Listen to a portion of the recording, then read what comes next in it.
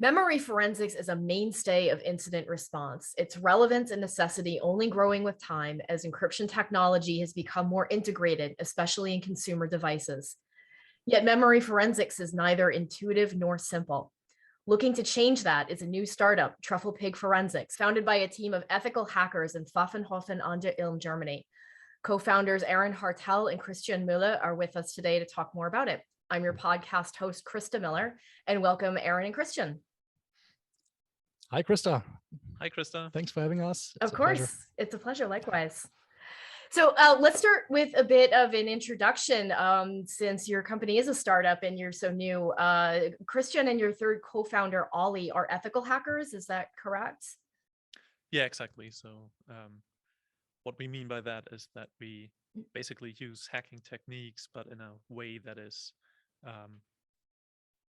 legal and okay from a moral perspective. And we try to, basically develop technologies for the blue team, if you want to call it. Of course. Yeah.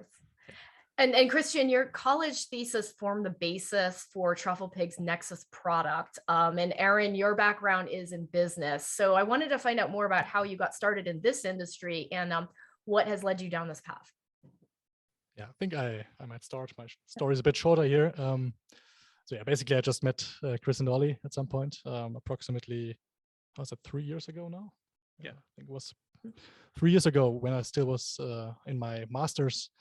I was doing business, always with the dream in mind to start an own company at some point. I didn't really have any strong technical background at this point. I was basically introduced to those two guys. They were participating in a business plan competition and needed some assistance from a business perspective, first only on paper, because they thought maybe the team looks a bit more complete. So I got introduced to them and didn't really understand much of what they were talking, to be honest, because it's such a technical and difficult topic to get into if you're not really if you don't really have an informatics background. Still, of course, I understood quickly that those guys are good at what they are doing, or that's what I assumed. Well, I assume it, but no. So I understood very quickly that they are very deep in a very technical topic. I found that fascinating, and decided to basically stick with them, since we also understood that the team, not only on paper but also like in reality, is probably a bit more complete if we not only have the tech nerds, so to say, in there, but also someone who might have an idea of how to also scale a business, to start a business and scale it. So that's my role now. I'm far from being being able to call myself an expert in forensic technologies.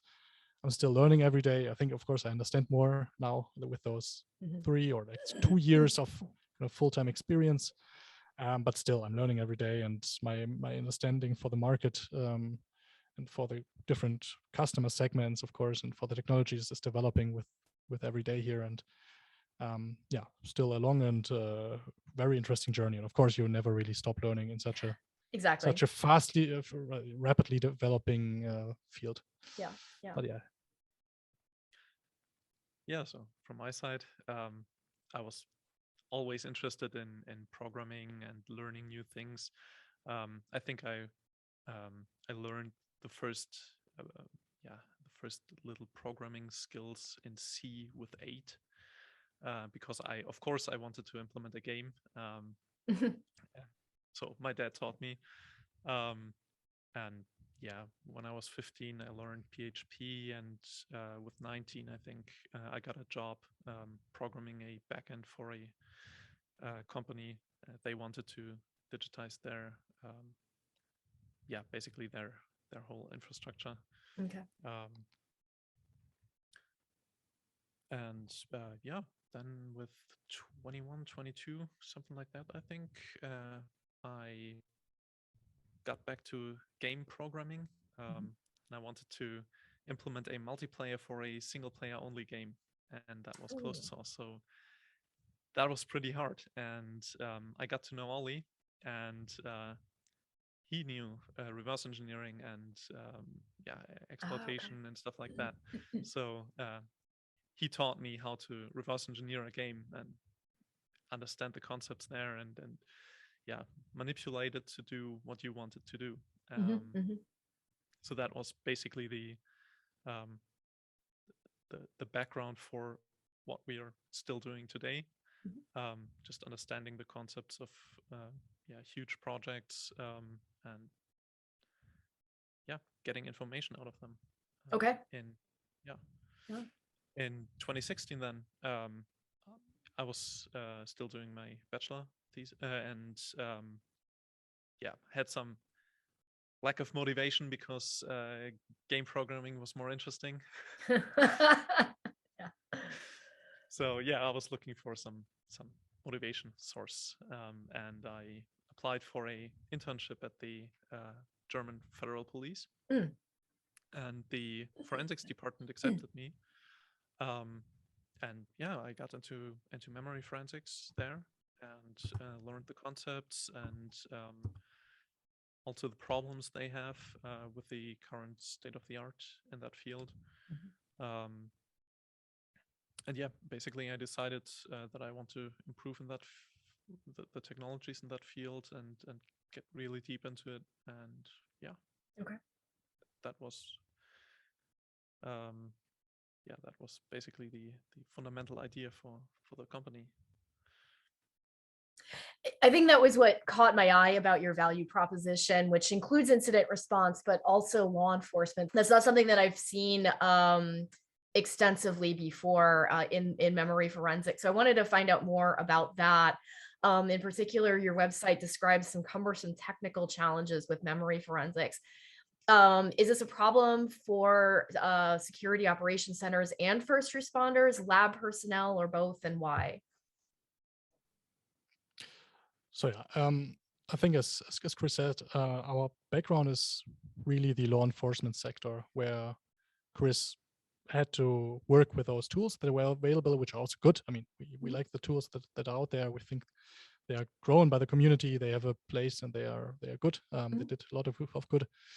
It's just that I think in law enforcement specifically, it can be challenging and that's also the experience that we had when we talked to people in the field, to even do memory forensics with what is out there, because it requires you to have such a good understanding already of basically working with Linux-based systems, to even run those tools sometimes, and also in general how to process data when you just have a command line interface, maybe, and to work with other.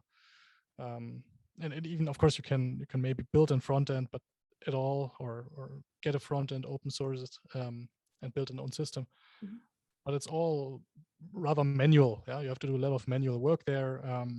And I would say for someone that is maybe new to law enforcement or forensics in law enforcement, which is the case at least in Germany for a lot of people that work there, they were basically doing something else before.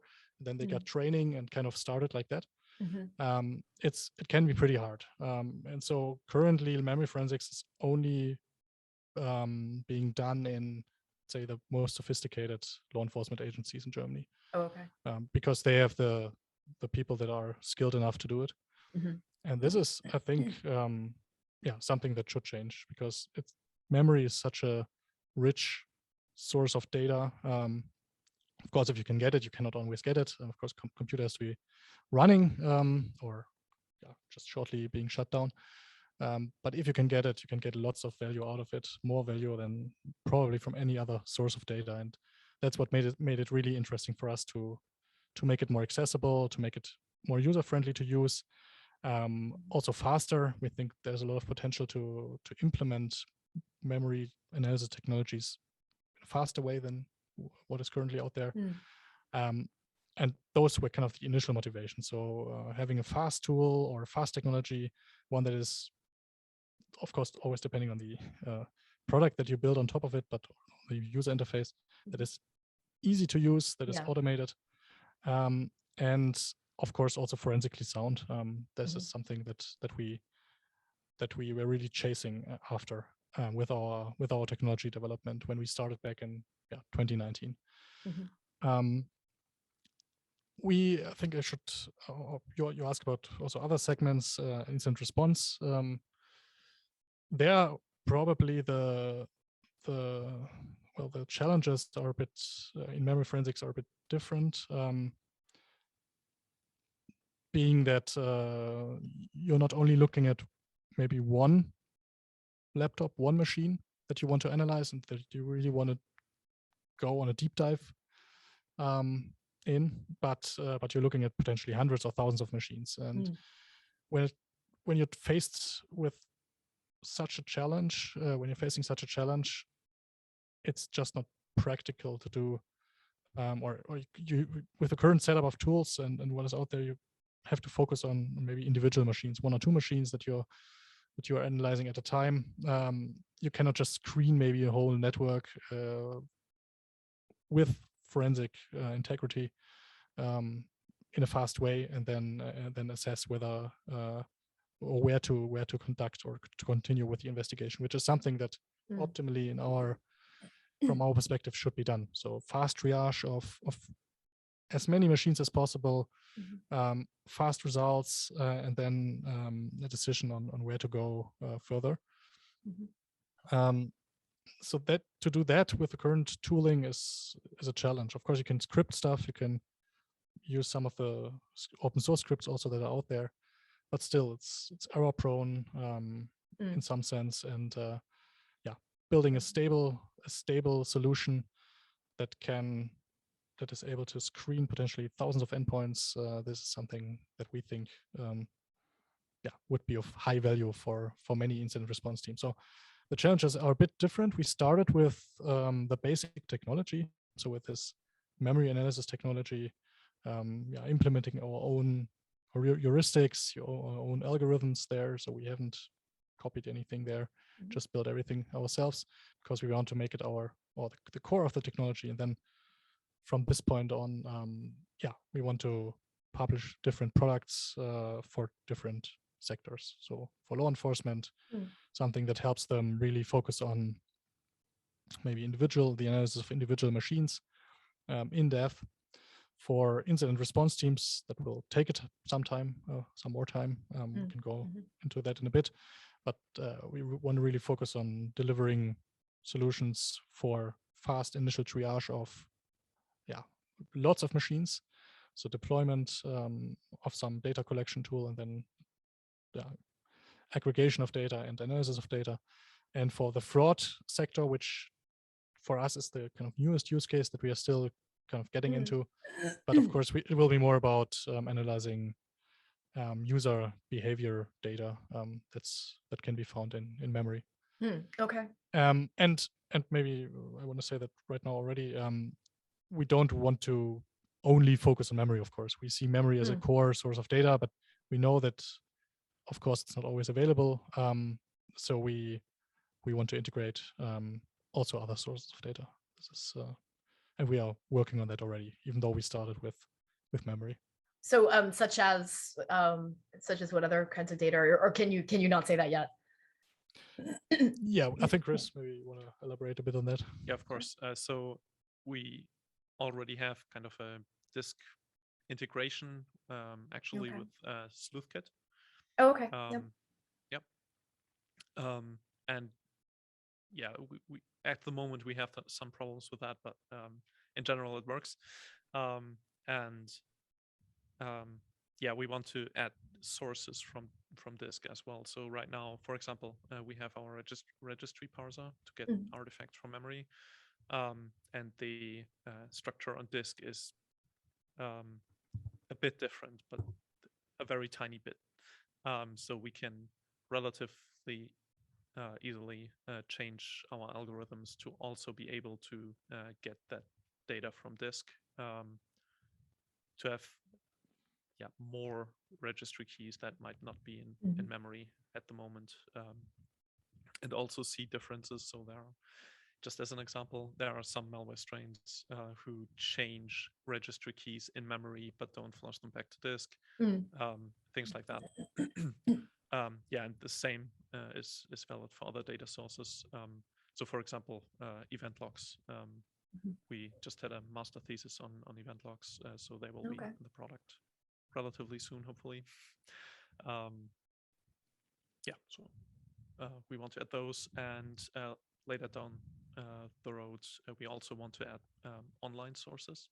So, for example, if we find access keys for cloud storage and things like that in any of our other data sources, that we can access them and also integrate them into the analysis workflow. With that in mind, I wanted to focus on one particular subset in the law enforcement use case, which is encryption. So I know that you've been working on this product for a few years now, but in July this year, the German federal police announced more than 750 arrests along with seizures of drugs, weapons, and other assets associated with the mobile EncroChat platform. So I don't know whether Nexus was used in that case or whether it's still too soon or you can't talk about it, but I did want to find out more about how the solution would be valuable for similar kinds of cases with those kinds of encrypted mobile platforms. Okay, yeah. So our current focus is disk encryption, actually. So we don't support mobile yet. Gotcha. So, okay. And that's not really a focus. So EncroChat is a bit too early. Maybe in a few years. But yeah, so the current focus, as I said, like containers, like Veracrypt, TrueCrypt, and also BitLocker. So that's one thing that I've learned also in the federal police. They often have the case that they have such a container and the computer is running, but they can't access it. And that was the main idea of the product, that it should be really easy to just click and decrypt the device because the key is in memory. If you get the memory, it should be really easy to decrypt the device. I see. Yeah, and that was my initial idea. And yeah. Thank you for clarifying that. Yeah, no problem. Yeah. That being said, I think we need to say, I mean, yeah, while we speak at this point, but while we speak, we still are re-implementing or implementing some of those encryption features. I mean, we had it at some point as a work proof of concept already in there. Since our launch, we took it out for stability reasons, but we are working on adding it back in a more stable state. Okay. With Veracrypt first, yeah, I think so. Are you able to share what kind of feedback that you've received about Nexus and its usefulness for law enforcement in particular, but any other user groups that are working with it? Yeah, I think we can say that the most amount of feedback in general we got from the law enforcement sector so far, since, I mean, we started with the law enforcement sector in mind when we developed the product. I think it's clear that the usefulness is probably the highest at the moment for the law enforcement sector. Okay. Not saying that anyone else might not be interested in that, but definitely the most feedback we got from law enforcement. We had some initial problems, to be honest, with the Windows version of our product, because we are, Chris in particular is a Linux developer. We are in general Linux developers. Some of our initial pilot projects that we ran with first partners, or some of the initial feedback that we got was that we wanted to build or should build maybe a Linux-based application for bigger server setups. So for a bigger corporation, they would maybe, or also an agency, they should be able to use our product on their Linux server and then access the user interface on some endpoint. So that's how we designed the whole thing. Then kind of the majority of the initial parties that were interested wanted some Windows version. So Chris started working on that. But yeah, some things are a bit different there. So we had some initial stability problems on Windows. Had to extend, or we also extended then some of the early trials for that. And by the way, that's also the problem with the disk image stuff right now. So that's still a Windows problem. So on Linux, everything works, but on Windows, it's still kind of not that stable. But yeah, so we focused now in the past couple of months on really stabilizing the Windows version, on getting also the last pieces of the product together, which is mainly the proper database for filtering and searching results in the tables. So this is also something that is being added now very soon after the recording of this podcast. Well, hopefully, or it's very likely that it's out when this podcast gets published. Okay. But yeah, so apart from that, most of the people I would talk to were, I would say, excited about the product. Still saw that there needed to be some more features, maybe in some areas. So some of them wanted, for example, hibernation reader, which is also currently being hibernation file reader, which is currently being finalized. So yeah, I would say the early feedback, apart from the stability problems with Windows, was good, and something we can build on. We're also seeing the first commercial results now, so I think this direction is right. Good. We in general try to be as transparent and open about what we are doing and where we are going as we can. Also speaking with potential users or customers as much as we can to really go into the right direction. And so for that, I would also encourage everyone who sees this podcast to, of course, always check out our webpage, go to the roadmap. We have a roadmap there, which gets updated with every of our product updates.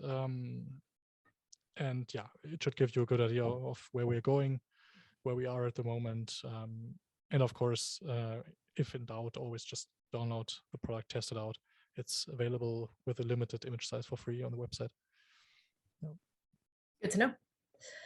It sounds like you're very, very deeply focused on development. I was curious about whether you've given any thought to various EU initiatives. We've been covering some of those this year. There's Hanskin at the Netherlands Forensics Institute, the For Mobile and Low Card projects. On an international level, the case ontology. Are you looking to integrate your product with any of those or thinking about that just at a very basic level at this point? Yeah, so first of all, we are not affiliated with them, or we are not actively working on any integration so far. Okay. But in general, of course, it looks interesting. Especially the low card project. I've taken a look at that a bit more in depth, and it seems to align with what we envision for our product. And yeah, so from my perspective, it looks really interesting. But of course, as Aaron already said, we are really focused on feedback, and actually we got zero feedback that anyone would be interested in an integration so far in any of these projects. Okay. So it might be because they are a bit too early. They are still being developed, some of them. So right. And also we are really early. So those, I guess those questions will come at some point. And then we will probably also work towards an integration. Okay. So in general, we like, of course, integrating other concepts that are out there, other frameworks. This is definitely something that we are looking into. Of course, it has to make sense. It has to serve a purpose for certain customer groups. But I also want to say that some of the European funding projects, I mean, it's great that they exist, and it's good that there is European funding, because it's such a technical area that's hard to explain to anyone, quite frankly. Also to investors or whoever wants to get active, like they need to hire experts to even understand the basics, let's say. And try to tell an investor that you need like 5 years of development before you can start making revenue. So it's great that they're out there, and we're also looking into cooperating with other partners and apply for some of those calls that are out there. this I think those programs were still under Europe or Horizon 2020, which was a big funding scheme which ended in 2020. Now there's Horizon Europe, which is for the next 7 years until 2027, and that's, I think it got even bigger, the deep tech funding in there. So we're also looking into that, and yeah, we already connected with some universities in Germany at least that form consortia that can participate in those things. Good. Yeah, so could be that you hear from us in that regard as well, but can't make any promises yet. Of course, yeah, no, of course. So as you're bringing more, I guess, users on board, more potential customers, what kind of background or training should the users have to be able to use Nexus successfully? Yeah, that is also one thing that we want to improve in the field of memory forensics, because right now you need a pretty deep understanding of the technology, of course, and that's also the case with Nexus. I mean, it's simpler to get started in general because it's like pretty simple to set up and just add an image and you can analyze it.